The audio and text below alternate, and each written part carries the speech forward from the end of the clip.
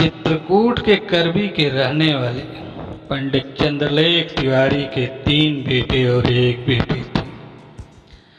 बड़ा बेटा राम अवतार LIC का एजेंट था, तो उससे छोटा शिव प्रसाद दूध का व्यवसाय करता था। सबसे छोटा बुद्धि विलास शास्त्र की पढ़ाई करके पिता की तरह पूजा पाठ कराने लगा था, लेकिन वहाँ इस काम से इतनी आमदनी नहीं हो पाती थी जितनी वह चाहता था। इसलिए वह कहीं बाहर जाकर यह काम करना चाहता था।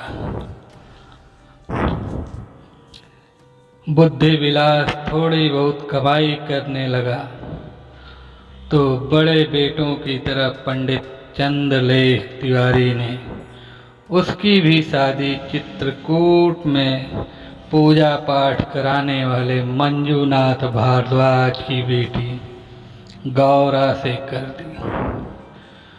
उनके 10 बच्चों में से 7 बेटे और 3 बेटियां थीं। परिवार बड़ा होने की वजह से उनकी आर्थिक स्थिति बहुत अच्छी नहीं थी, इसलिए गौरा की शादी खाते पीते परिवार में हो जाने से मंजूनाथ काफ़ी खुश थे। गौरा खूबसूरत भी थी और सलीके वाली भी, इसलिए जहाँ उसे पाकर बुद्धि विलास खुश था, वहीं खाता पीता परिवार और प्यार करने वाला पति पाकर गौरा भी खुश थी। दोनों का दाम्पत्य हंसी खुशी से बीतने लगा। उनके प्यार का परिणाम भी जल्दी ही आ गया। दोनों एक बच्ची के माँ बाप बन गए, जिसका नाम उन्होंने सुमीक्षा रखा था। सुमीक्षा पूरी तरह अपनी माँ पर गई थी, लेकिन उसे माँ की गोद का सुख नहीं मिल सका। वह 5 महीने की ही थी, तभी दिल का दौरा पड़ने से गौरा की मौत हो गई थी। पत्नी से ही घर होता है, पत्नी ही नहीं रही तो बुद्धि विलास का कैसा घर। उसका घर तो उजड़ा ही। एक परेशानी और भी खड़ी हो गई कि 5 महीने की बेटी को पाले पोसे कैसे। पत्नी की मौत से परेशान और दुखी बुद्धि विलास बेटी को लेकर काफ़ी परेशान था, लेकिन उसकी यह परेशानी दूर कर दी उसकी बहन उषा ने। उसकी शादी पास के ही गांव छीबो में गिरिजा पांडे के साथ हुई थी। वह अध्यापक थे। उनकी आर्थिक स्थिति काफ़ी सुदृढ़ थी, इसलिए बुद्धि विलास की बेटी सुभिक्षा को उषा अपने साथ ले गई। सुभिक्षा की व्यवस्था हो गई तो बुद्धि विलास अपनी जिंदगी को ठर्रे पर लाने की कोशिश करने लगा। पत्नी की मौत की वजह से घर में उसका मन नहीं लग रहा था, इसलिए वह कहीं बाहर जाकर काम करना चाहता था। इसके लिए उसने तमाम लोगों से कह भी रखा था। संयोग से उसी बीच उसके किसी परिचित ने बताया कि आगरा के थाना सिकंदरा मोहल्ला पश्चिमपुरी में काली माता का एक मंदिर बन रहा है। उस मंदिर में एक पुजारी की ज़रूरत है। बुद्धि विलास को काम की ज़रूरत थी, वह वहाँ पहुँच गया। वह पढ़ा लिखा था ही। ट्रस्ट वालों ने उसे मंदिर की सेवादारी दे दी। मंदिर के आसपास रहने वाले लोग संपन्न थे, इसलिए मंदिर में चढ़ावा ठीक ठाक चढ़ता था। इसके अलावा बुद्धि विलास पूजा पाठ भी कराकर अच्छी खासी कमाई कर लेता था। पैसे आने लगे तो वह एक बार फिर गृहस्थी बसाने के बारे में सोचने लगा। रहने के लिए उसे मंदिर परिसर में ही 2 कमरों का मकान मिला था। इसलिए उसे रहने की भी कोई चिंता नहीं थी। घर वाले तो उसके लिए पहले से ही चिंतित थे, इसलिए बुद्धि विलास के हामी भरते ही उसके लिए लड़की की तलाश शुरू हो गई। बुद्धि विलास के मझले भाई शिव प्रसाद की पत्नी के एक रिश्तेदार रमेश मिश्रा अपनी बेटी अर्चना के लिए लड़का ढूंढ रहे थे। उनकी संतानों में 7 बेटियां और 1 बेटा था। अर्चना उनमें 5वें नंबर पर थी। वह हाई स्कूल तक पढ़ी थी। बुद्धि विलास और अर्चना की उम्र में थोड़ा अंतर था, लेकिन रमेश मिश्रा की आर्थिक स्थिति बहुत अच्छी नहीं थी, इसलिए वह अपनी बेटी की शादी बुद्धि विलास से करने के लिए तैयार हो गए थे। लेकिन जब अर्चना को पता चला कि जिस लड़के से उसकी शादी हो रही है उसकी पहली पत्नी मर चुकी है और उसकी एक बेटी भी है, तो उसने बुद्धि विलास से शादी करने से मना कर दिया। लेकिन जब रमेश मिश्रा ने अपनी मजबूरी जाहिर की तो वह किसी तरह शादी के लिए राजी हो गई। इसके बाद बुद्धि विलास की शादी अर्चना के साथ हो गई। यह सन 2012 की बात है। शादी के बाद बुद्धि विलास अर्चना को लेकर आगरा आ गया।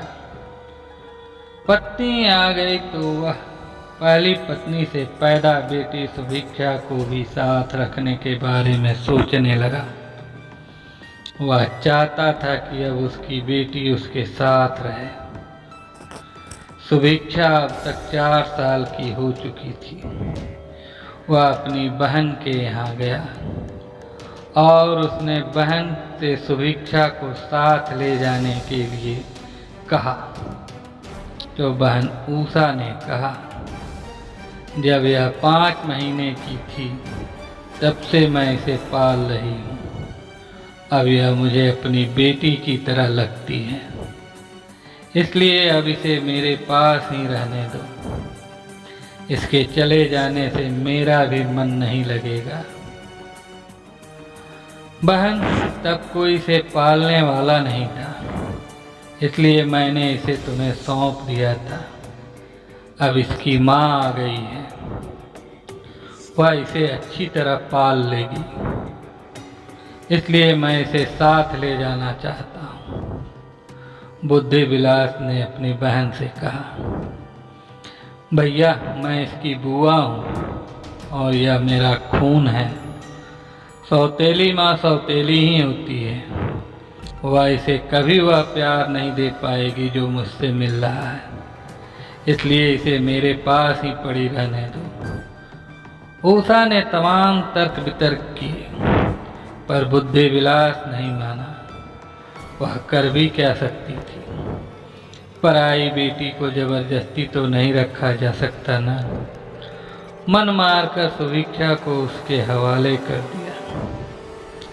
बुद्धि विलास सुभिक्षा को अपने घर ले आया, क्योंकि उसने अर्चना को बताया नहीं था कि वह सुभिक्षा को लेने जा रहा है। इसलिए जब वह उसे लेकर घर पहुंचा तो अर्चना ने हैरानी से पूछा, यह किसे ले आए?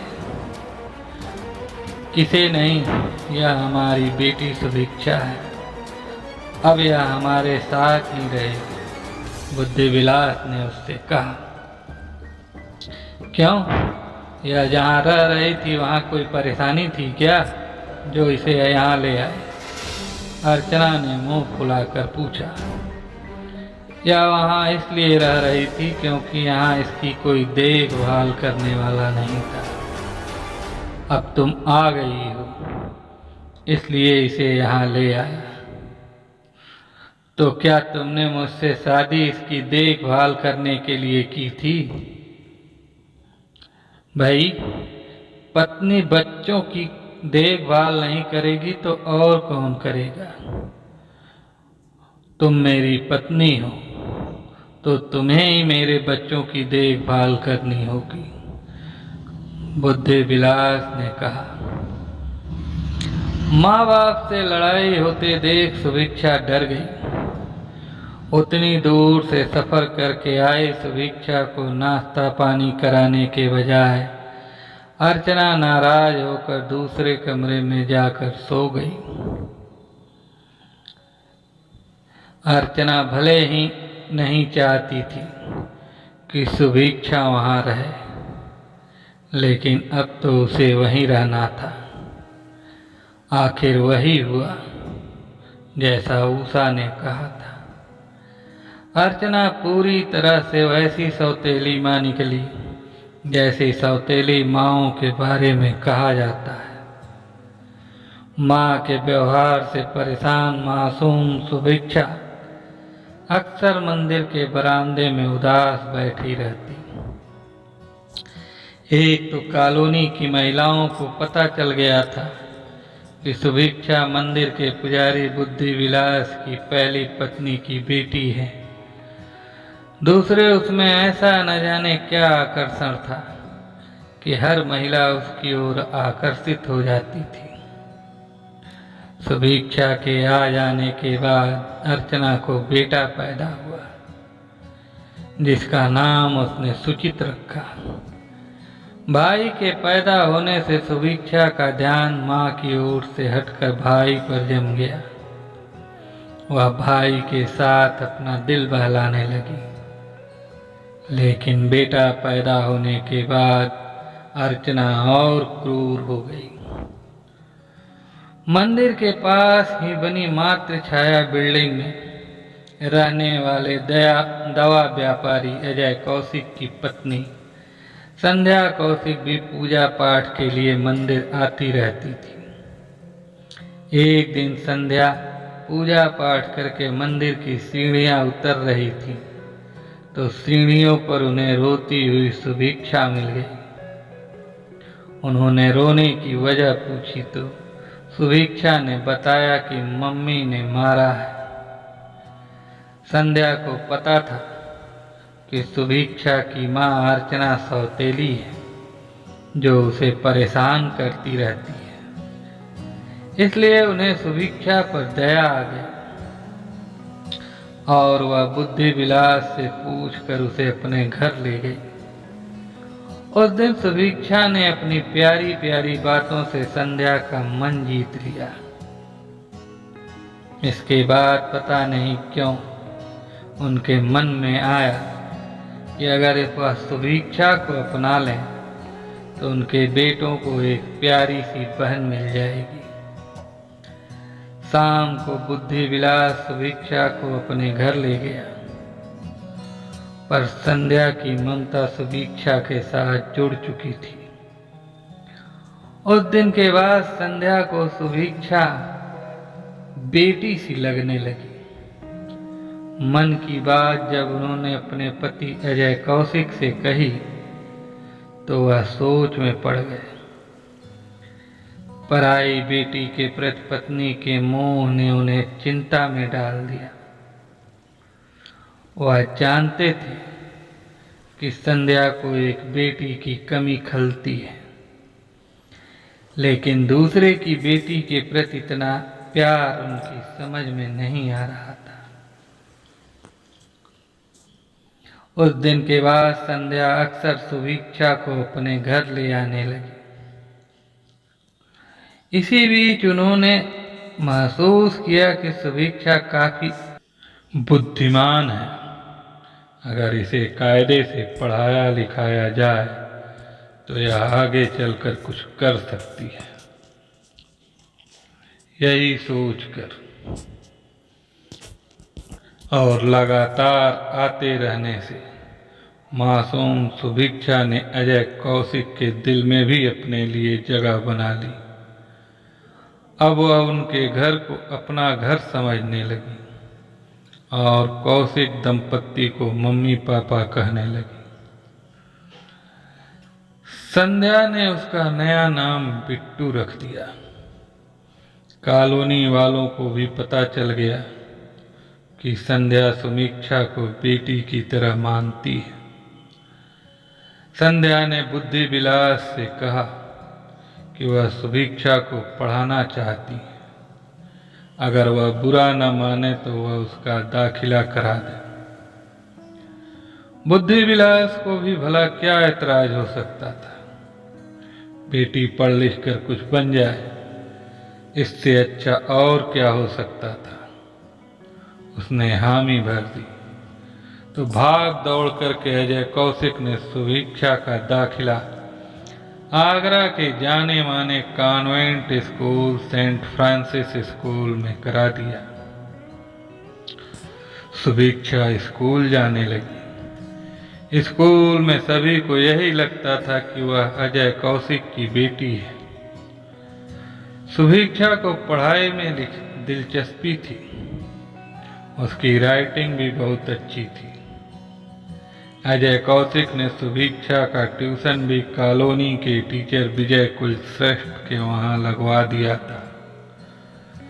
सुभीक्षा अक्सर संध्या से सौतेली मां के अत्याचारों के बारे में बताती रहती थी।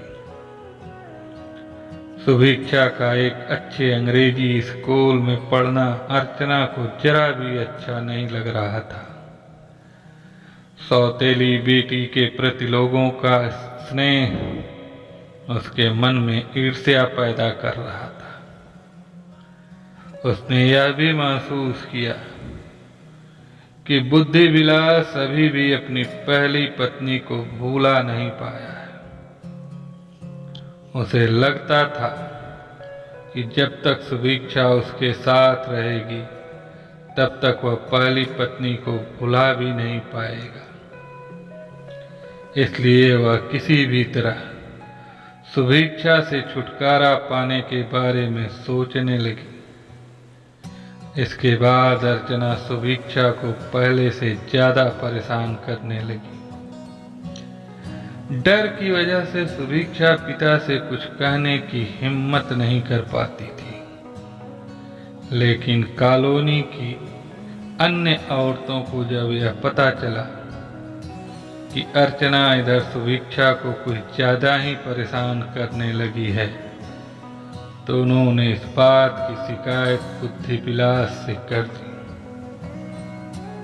जब बुद्धि विलास को पता चला कि अर्चना सुभीक्षा को परेशान करती है, तो वह बेचैन हो उठा। वह बेटी के लिए ही तो उसे ब्याह कर ले आया था।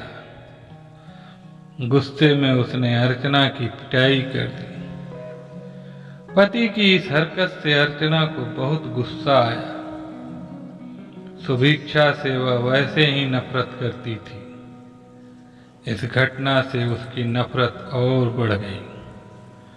उसने निश्चय कर लिया कि अब वह सुभीक्षा से छुटकारा पाकर ही दम लेगी।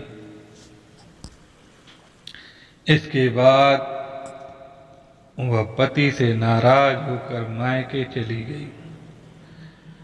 अर्चना के जाने के बाद संध्या सुभीक्षा को अपने घर ले गई। जब सुभीक्षा संध्या के घर महीने भर से ज्यादा रह गई, तो संध्या का मन हुआ कि वह सुभीक्षा को कानूनी तौर पर गोद ले ले। इसके लिए उन्होंने बुद्धि विलास से बात की, लेकिन वह तैयार नहीं हुआ। दूसरी ओर अर्चना मायके पहुंची तो घर वालों को लगा कि वह घूमने आई होगी, लेकिन जब अर्चना ने कहा कि अब वह ससुराल नहीं जाएगी, तो रमेश मिश्रा ने कहा, बेटी की शादी करके माँ बाप यह सोच लेते हैं कि वे उससे मुक्त हो गए। मैं भी तुमसे मुक्त हो चुका हूं, इसलिए तुम्हारे लिए अब इस घर में कोई जगह नहीं है। मायके में अर्चना को कोई काम धाम तो करना नहीं होता था, इसलिए अपना समय वह टीवी पर आने वाले धारावाहिक देखकर बिताती थी। उनमें से कुछ आपराधिक कहानियों वाले धारावाहिक भी थे। उन्हीं में से कोई धारावाहिक देखकर उसने सौतेली बेटी सुभिक्षा से छुटकारा पाने का उपाय खोज लिया। इसके बाद अर्चना अपने आप ही ससुराल आ गई। आने पर जब उसे पता चला कि उसके जाने के बाद से ही सुभिक्षा संध्या के वहां रह रही है, तो उसने बुद्धि विलास से कहा कि अपनी बेटी को दूसरों के घर भेजने की क्या जरूरत थी, वह उसे तुरंत घर ले आए। बुद्धि विलास सुभिक्षा को लेने संध्या के घर गया तो वह अपने घर आने को तैयार नहीं थी। संध्या पिता की मर्जी के बगैर बच्ची को कैसे रोक सकती थी, इसलिए उन्होंने सुभिक्षा को समझा बुझाकर उसके साथ भेज दिया। उसी बीच बुद्धि विलास ने सुभिक्षा के नाम पर 50,000 की एक एफडी कराई, तो अर्चना को लगा कि बुद्धि विलास अपना सब कुछ सुभिक्षा को ही दे देगा। अगर ऐसा हुआ तो उसके बेटे का क्या होगा। इसके बाद अर्चना ने बुद्धि विलास से कह सुनकर अपने छोटे भाई शिव पूजन को पढ़ने के लिए अपने पास बुला लिया। अर्चना ने उसका दाखिला आगरा में गौतम ऋषि इंटर कॉलेज में 6ठी कक्षा में करवा दिया। शिव पूजन के आने से सुभिक्षा की परेशानी और बढ़ गई। अब भाई बहन दोनों सुभिक्षा को परेशान करने लगे। भाई के आने से अर्चना के इरादों को और मजबूती मिली। मन ही मन वह सुभिक्षा से छुटकारा पाने की कोशिश करने लगी और योजना बनाने लगी। जब उसकी योजना बन गई तो वह बुद्धि विलास के बाहर जाने का इंतजार करने लगी। योजना अनुसार उसने सुभिक्षा के प्रति अपना व्यवहार पूरी तरह बदल दिया था। वह सुभिक्षा से इस तरह प्यार का नाटक करने लगी जैसे एक सगी मां अपने बेटे से करती है। बुद्धि विलास को इससे हैरानी तो हुई, लेकिन सोचा शायद मायके वालों ने समझाया हो, इसलिए इसे सद्बुद्धि आ गई है। एक दिन सुभिक्षा ने कोई शरारत की तो अर्चना ने कहा, अब तुम बहुत शरारती हो गई हो। अगर तुम्हारा यही हाल रहा तो मैं तुम्हें गांव भेज दूंगी। ऐसा अर्चना ने योजना अनुसार कहा था, लेकिन सुभिक्षा डर गई क्योंकि वह गांव नहीं जाना चाहती थी। अर्चना भी उसे गांव नहीं भेजना चाहती थी। यह तो उसकी योजना का एक हिस्सा था। वह चाहती थी कि सुभिक्षा सबसे बताए कि मम्मी उसे गांव भेज रही है। अपनी इस साजिश में अर्चना सफल भी रही। सुभिक्षा ने यह बात संध्या कौशिक को बताई। उन्हें लगा कि अर्चना ने उसे डराने के लिए ऐसा कहा होगा, लेकिन उन्होंने उसे आश्वस्त किया कि वह डरे नहीं, उसे कोई गांव नहीं भेजेगा। एक दिन बुद्धि विलास ने कहा कि उन्हें मूर्तियों के लिए मुकुट खरीदने मथुरा जाना है, तो अर्चना की आंखों में चमक आ गई। वह अपनी योजना को अंजाम देने की तैयारी करने लगी। पहला काम तो उसने यह किया कि अपने आवास के पास खाली पड़ी जमीन में कई गड्ढे खोद डाले। दोपहर में बुद्धि विलास खाना खाने आया तो उन गड्ढों को देखकर पूछा, अरे इतने गड्ढे क्यों खोद डाले? पेड़ लगाने हैं इसलिए खोदे हैं, अर्चना ने कहा। अर्चना की इस बात पर बुद्धि विलास को हैरानी हुई कि अचानक इसके मन में पेड़ लगाने की बात कहाँ से आ गई। यही सोचकर उसने कहा, तुम्हारे मन में अचानक पेड़ लगाने की बात कहाँ से आ गई? टीवी में देखा था, उसी में देखकर सोचा कि मैं भी अपने घर के आसपास पेड़ लगाकर दूं तो हरा भरा रहेगा। 21 सितंबर को बुद्धि विलास को मथुरा जाना था। उससे एक दिन पहले यानी 20 सितंबर को अर्चना ने सुभिक्षा से कहा कि वह संध्या से कह देगी कि अगले दिन वह उनके घर नहीं आ पाएगी।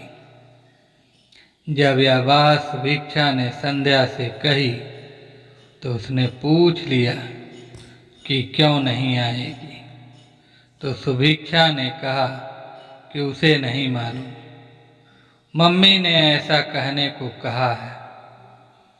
अगले दिन 21 सितंबर को बुद्धि विलास 10 बजे के आसपास मथुरा के लिए निकल गया। पति के जाते ही अर्चना ने मंदिर परिसर का बाहरी गेट बंद करके अंदर से ताला लगा दिया। इसके बाद रसोई में जाकर मैगी बनाई और सुभिक्षा को खाने के लिए देकर खुद गड्ढा खोदने लगी। भाई ने पूछा कि वह गड्ढा क्यों खोद रही है, तो उसने कहा कि तू अंदर जाकर सो जा, मैं क्या कर रही हूँ इस बात पर ध्यान न दे। शिव पूजन जाकर सो गया। अर्चना ने 3.5 फुट गहरा गड्ढा खोद डाला। गड्ढा खोद कर अर्चना अंदर पहुंची तो देखा कि सुभिक्षा बेहोश पड़ी थी। दरअसल उसने मैगी में नशीली दवा मिला दी थी, इसलिए मैगी खाकर सुभिक्षा बेहोश हो गई थी। अर्चना ने बेहोश पड़ी सुभिक्षा के दोनों हाथ पीछे बांधकर मुंह और नाक में कपड़ा ठूंस दिया। इसके बाद ऊपर से पॉलीथीन लपेटकर उसे उठाया और गड्ढे में ले जाकर ऊपर से 2 थैली नमक डालकर गड्ढे को ढक दिया। नमक उसने इसलिए डाला था ताकि लाश जल्दी से गल जाए, किसी को संदेह न हो। अर्चना ने गड्ढे के ऊपर पत्थर रखकर हवन कुंड बना दिया और उसके पास तुलसी का एक पेड़ लगा दिया। बुद्धि विलास के आने से पहले उसने वहां दिया जलाकर तमाम अगरबत्तियां भी सुलगा दी। शाम 7 बजे के आसपास बुद्धि विलास ने आते ही सुभिक्षा को आवाज दी।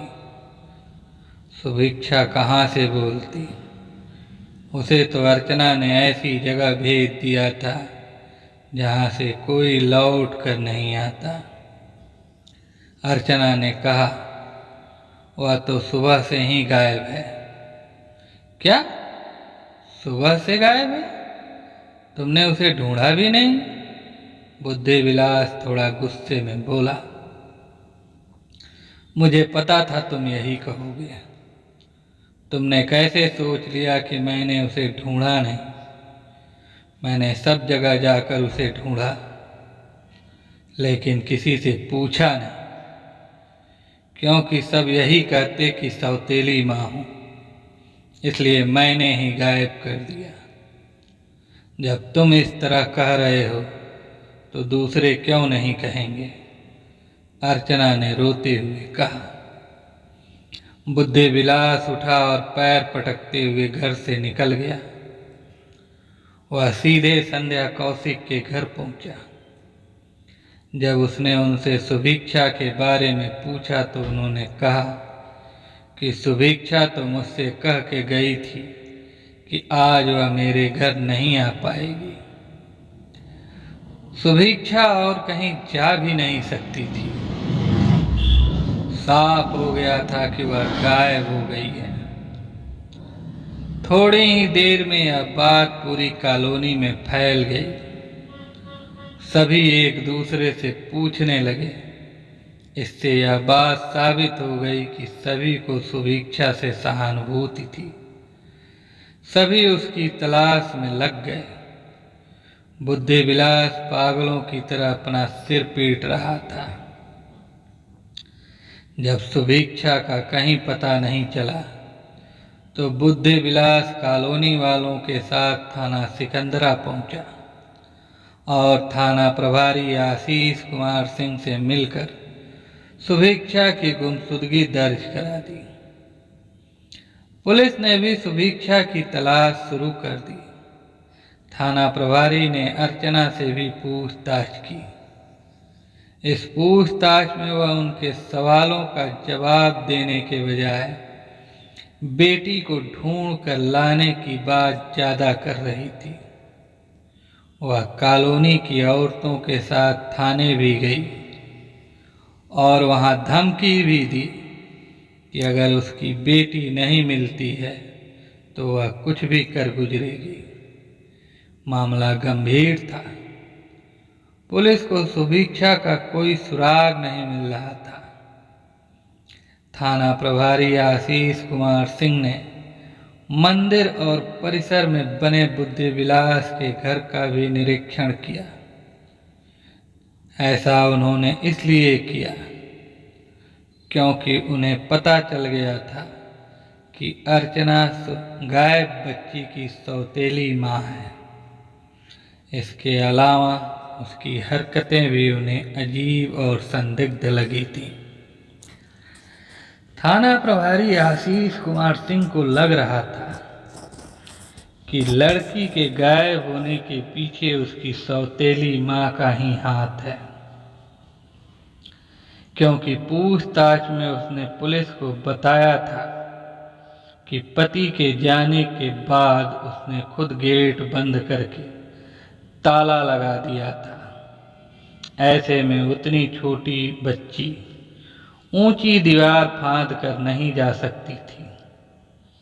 थाना प्रभारी ने कॉलोनी वालों से अर्चना के बारे में और उसके व्यवहार के बारे में पता किया तो लोगों ने बताया कि अर्चना सुभिक्षा को बहुत परेशान करती थी।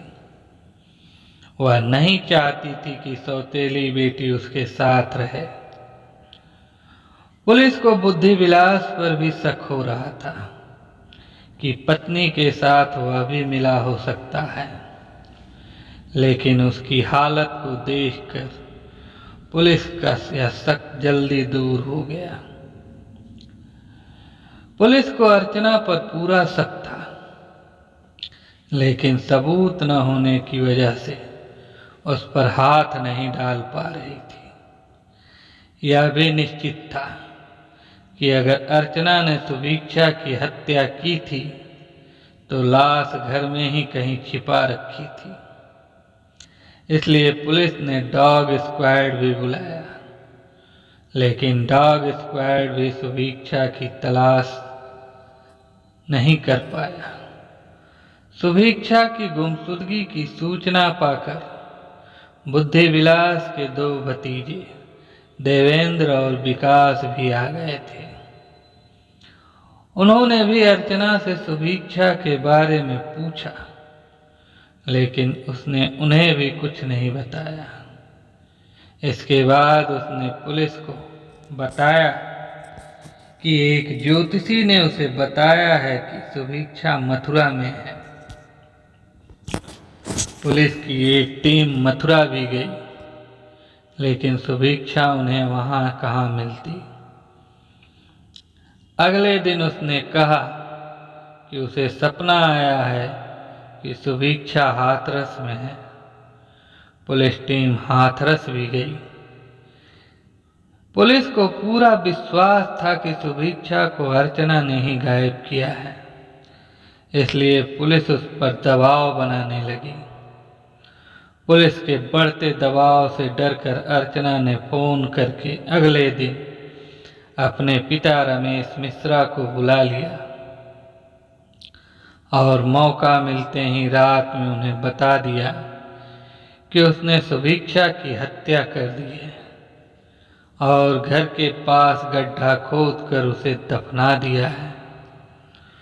बेटी के इस खुलासे से रमेश मिश्रा बुरी तरह डर गए। जैसे तैसे रात बिताकर सवेरा होते ही वह बेटे को लेकर राजा मंडी रेलवे स्टेशन पर पहुंच गए। वह अपने बेटे को इस झंझट से बचाना चाहती थी। उनका बेटे को इस तरह गुपचुप तरीके से लेकर निकल जाना संदेह पैदा कर रहा था। देवेंद्र और विकास ने राजा मंडी स्टेशन जाकर उन्हें उस समय घेर लिया जब वह गाड़ी में बैठ चुके थे। वे उन्हें घर ले आए। शिव पूजन से पूछताछ की गई। उसने बताया कि वह तो सो गया था, इसलिए उसे सुभिक्षा के बारे में कुछ नहीं मालूम। लेकिन दीदी ने उससे कहा है कि पहले दिन उसने पुलिस को जो बताया था वही बात सबको बताना है। वह सबसे वही कहेगा।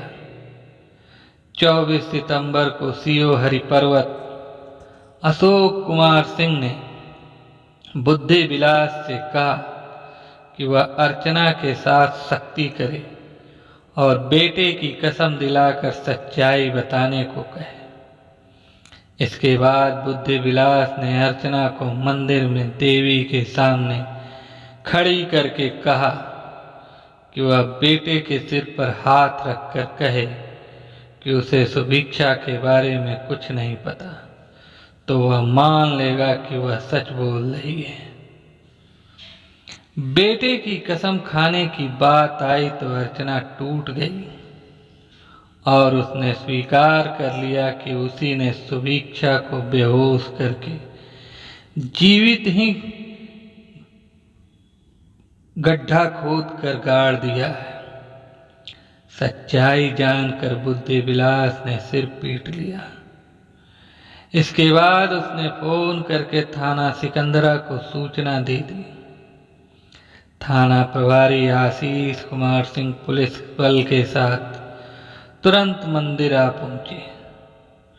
उन्होंने गड्ढा खुदवा कर लाश निकलवाई तो लाश देखकर कॉलोनी की औरतें ही नहीं मर्द भी रो पड़े। मासूम बच्ची की लाश की स्थिति देखकर भीड़ बेकाबू हो गई और बुद्धि विलास सहित घर के सभी लोगों की पिटाई कर दी। पुलिस किसी तरह बचाकर अर्चना को महिला थाने ले आई। अर्चना का मेडिकल बड़े ही गुपचुप रूप से कराया गया। कॉलोनी की औरतें उसे मारने को तैयार थीं। 25 सितंबर को भारी पुलिस सुरक्षा में अर्चना को स्पेशल सीजेएम कृष्णचंद्र पांडे की अदालत में पेश किया गया। उन्होंने उसे जेल भेज दिया। अदालत में मौजूद महिलाओं ने भारी पुलिस व्यवस्था के बावजूद अर्चना के मुंह में स्याही पोत दी। अजय कौशिक और उनकी पत्नी संध्या का कहना है कि अगर उन्हें जरा भी एहसास होता कि सौतेली मां अर्चना इतनी जालिम है और हत्यारिन भी हो सकती है तो वह बच्ची सुभिक्षा को अपने पास ही रख लेते। खैर, होनी को तो होना ही था। कथा पुलिस सूत्रों पर आधारित है। आशा करता हूँ कि आपको यह कहानी अच्छी लगी होगी, तो आप मुझे लाइक और कमेंट करके ज़रूर बताएंगे। और हाँ, इस चैनल को ज़रूर सब्सक्राइब कर लें ताकि हमारी आने वाली कहानियों का नोटिफिकेशन आपको तुरंत मिलती रहे। धन्यवाद।